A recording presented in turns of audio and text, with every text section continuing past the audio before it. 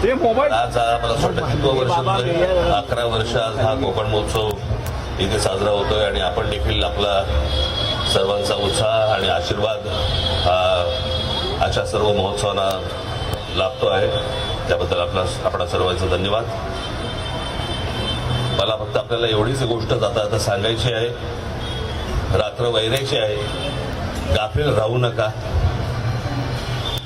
आजूबाजूला लक्ष ठेवा. ज्या प्रकारचं आता राजकारण सुरू आहे आणि मुंबईवरती ज्या प्रकारचा डोळा आहे, ज्या प्रकारचं राजकारण आता ज्या प्रकारे हे मतदार याद्या आणि याच्यातलं जे सुरू आहे याच्यावरती लक्ष ठेवावं. आपल्या आजूबाजूला कोण मतदार खरे आहेत खोटे आहेत याच्यावर देखील तुमचं लक्ष असणं गरजेचं आहे, आवश्यक आहे.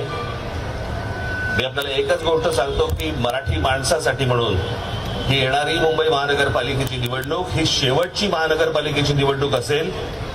जर आपण गाफील राहिलो तर हातातनं गेली म्हणून समजा आणि त्याच्यानंतर जे थैमान सुरू होतील या लोकांचे ते मग ते कोणालाच आवरता येणार नाही. मला फक्त आपल्याला विनंती एवढीच करायची आहे, कुठेही गाफील राहू नका. धन्यवाद.